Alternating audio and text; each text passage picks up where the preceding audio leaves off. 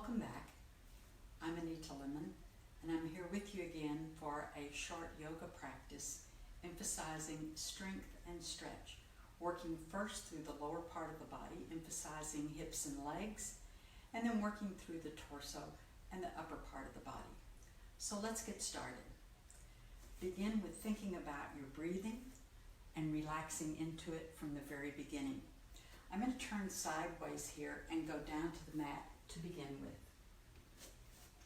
Finding support of knees under my hips, hands underneath shoulders. I'm going to do a little bit of cat and cow, limbering up the spine. Take a big inhale, and as you exhale, curve that back. On an inhale, release and stretch out in space. Find that big exhale again to curl. The inhale allows us to pull those shoulder blades away from the ears and down the back, giving lots of room to reach out in space. Big curl again. Big inhale again. And let's do one more.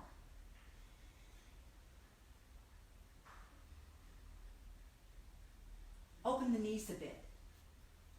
Sit back towards the heels. If you can get hips all the way to the heels, fine. This is child's pose, Balasana.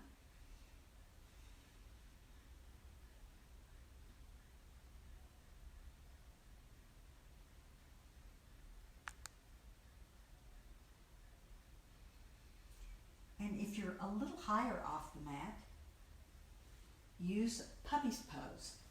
Stretching the arms further forward, pulling into the back, and then tucking the tailbone so that you get a stretch into the pelvis and the lower part of the back.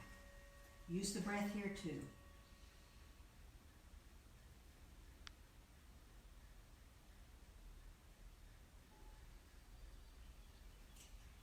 Add a tuck of the toes. Push yourself up off the mat. Soft ankles, soft knees, a bend in the hips. You're in a little bent knee down dog. In this place, stretch those hands away, stretch the arms away. You're trying to find length in the arms and the torso. Walk your dog a bit by raising and lowering the heels. Let's raise both heels and lower them towards the mat, getting a little additional stretch for the back of the legs.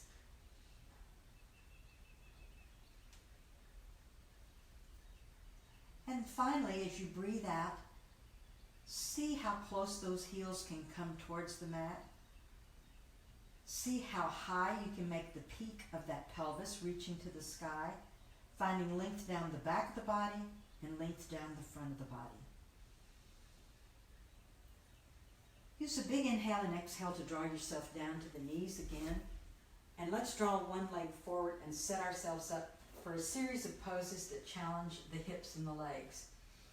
I've got my foot right underneath my knee so that I can line up in good form and alignment, being safe for the next place that I go. So I'm pressing away into the thigh, pressing my chest up and away from it, taking a couple of nice deep breaths here. And then letting my hands help support me while I tuck my toe of my back foot and push up and away from the mat. Open that back leg. Open the thigh, open the foot, crawl up your leg, press yourself up into the lunge position. In the lunge position, both my hips are facing forward and I'm opening the chest. I can challenge it even more by taking an inhale to pull back, and as I exhale, opening my arms, opening my hips and my chest so that now we're facing each other. Breathing in and out here. My head and neck will tell me where I need to go next. I can either look straight ahead or rotate and look out over that forward arm. Warrior 2 or Virabhadrasana 2. Let's add the next challenge. Use an inhale to draw yourself back from the front leg, and on an exhale, bend the knee one more time into the lunge position, Brace with your forearm and reach to the ceiling. I'm looking straight ahead if that's the most comfortable place for my head and neck. If I need to look down, I can do that. If I can challenge with a look up to the sky and the ceiling, I can do that. Feel that the chest is opening. Feel that the hips are opening.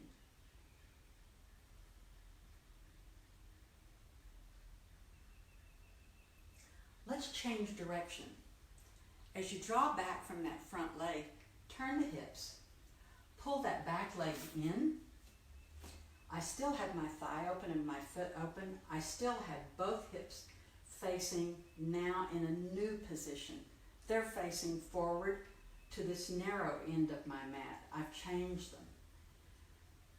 Take a big inhale, placing the hands on that front break of the hips, and as you exhale, lengthen the spine and look out over those feet at the most interesting thing in the world that you think you might envision and spot down there. You're trying to keep the chest open and equal to the back. Let the hands brace on your thigh if you need it. If you have more stretch under the legs, you can walk the hands down the legs and even get all the way down to the mat. If you work your way down to the mat, you know that's a challenge because you can feel it on the back of the thigh of that front leg especially. It's a challenge to the hamstring.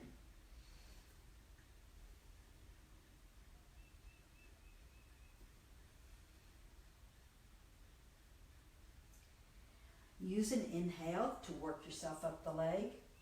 You're drawing yourself away from that forward extended angle of Parsvottanasana. We can add one more challenge to this by moving this leg back even further and finding the lunge position again, checking that we have good form with the knee over the ankle. Add the reach of the arms. We're in Warrior 1 or Virabhadrasana 1, breathing in and out. Lifting those abdominals away from that front thigh, reaching long with the back leg, reaching long overhead. Use an inhale to draw yourself back, and on an exhale, turn everything to the front. We're facing each other and just doing some easy bends and stretches to release from the work that we've just done. So we want to go through those same sequences on the other side. So we'll step up and face the other end of the mat, drawing that other leg forward as our base, drawing the back leg back, opening the thigh and the foot again. Make sure when you extend that leg back that you don't get it behind yourself in some way, but get it in line with the hips so that you have a good base of support. Press into the thigh, lift the chest, lengthen the head up towards the sky and the ceiling. Take a breath here.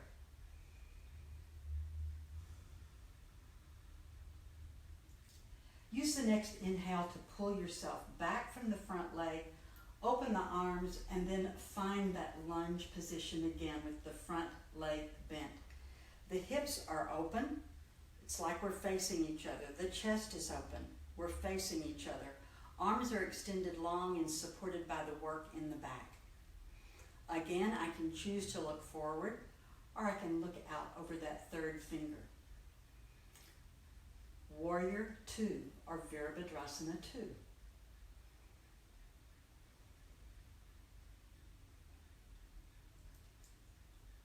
So a challenge using this same lunge position is extended side angle, Utthita Parsvakonasana. I'm using an inhale to pull myself back. I'm bracing as I go out again. I'm reaching up to the ceiling. I'm looking up if head and neck are okay with that, or I'm looking out forward or down towards my leg. Another challenge would be to swing that arm alongside the head and the ear, stretching out in space.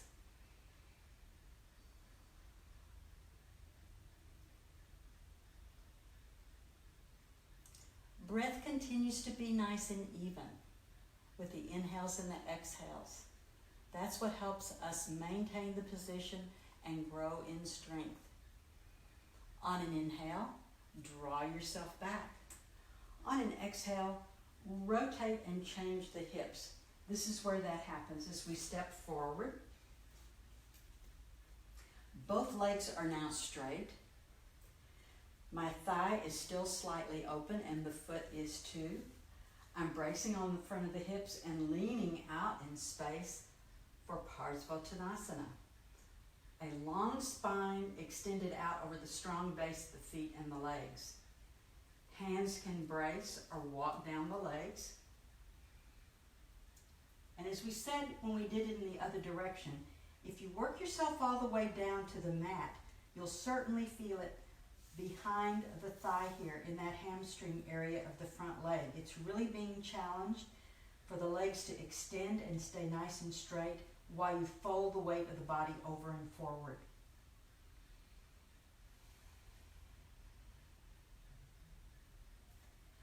Use the inhale to work yourself all the way back up. When you get upright again, let's move that back leg further back. Bend into the front knee once more. And as we do, the hips stay square facing this end of the mat for Warrior One. The next challenge, besides these arms raising straight up towards the ceiling, would be to close the hands in, lengthen the arms, and see if you can pull yourself even higher and longer. You can also add a balance challenge by changing your focus and looking up and behind those hands.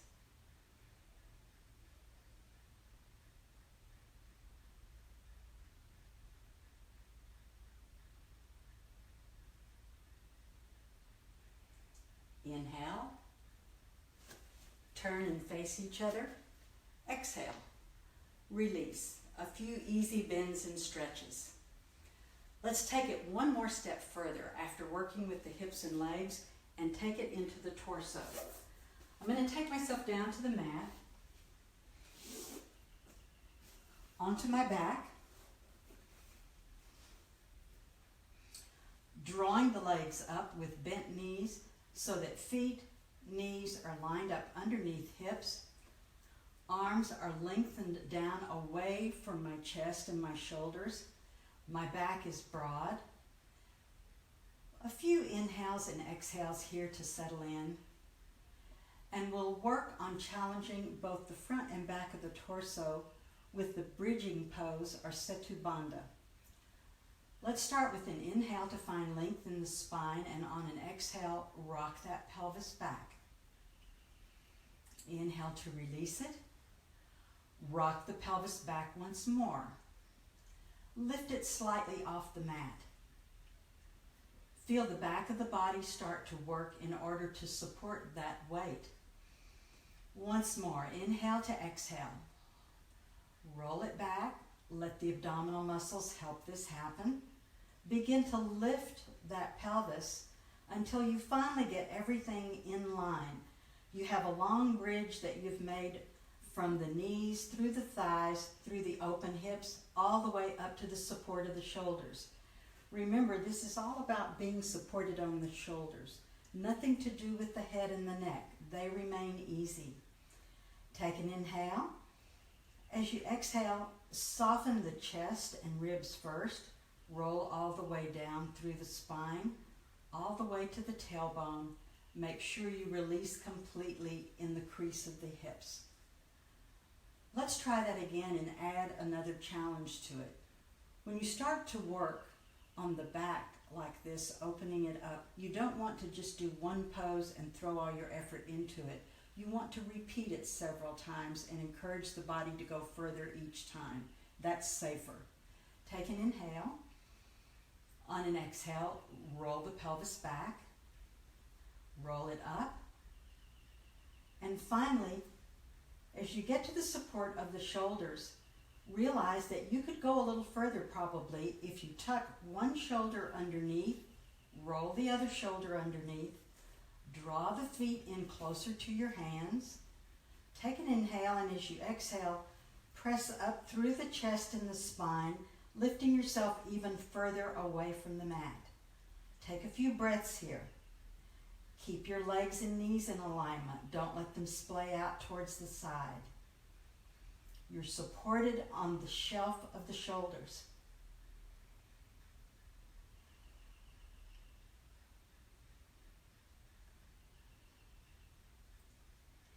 And finally, use the next exhale to unroll those shoulders, sink in between, unfold through the spine, through the chest, through the waist, through the hips, all the way down to the tailbone. Add to the end of that, the knees and legs folded in towards you, a little rock back and forth to self-massage on the back of the waist and the pelvis. And then a final stretch and challenge around the outside of the thighs and hips. We can do with a pose called reclining eagle. So what we're doing is a legs up, legs crossed over. Allow the legs to roll over. Open the chest in opposition. Breathe in and breathe out. Feel the stretch around the lower back and the hips.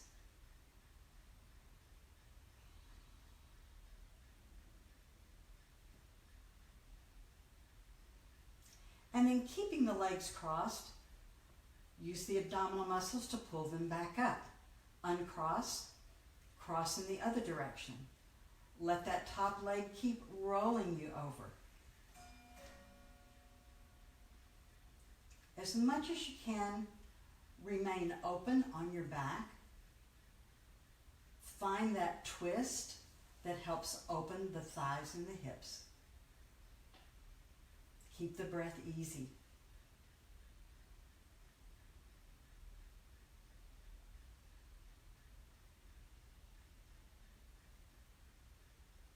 And as you draw everything back center, our final reward is a relaxation pose, or Shavasana, which helps us to accept and enjoy and get the benefit of all the work we've just done. So stretch the legs long, get space between them, allow them to roll open, lift the chest, pull the arms down so that you open the back fully.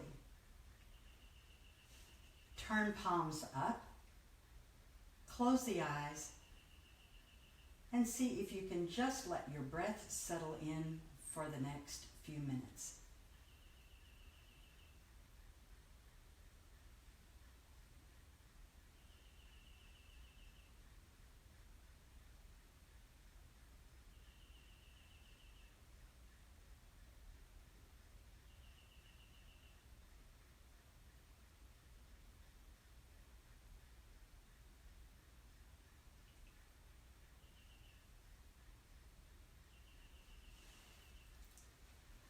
Now, as usual, I hope that you will remain down for another few minutes and enjoy the benefits of your practice. As for me, I look forward to the next time you can join us, and I'll go turn off the camera.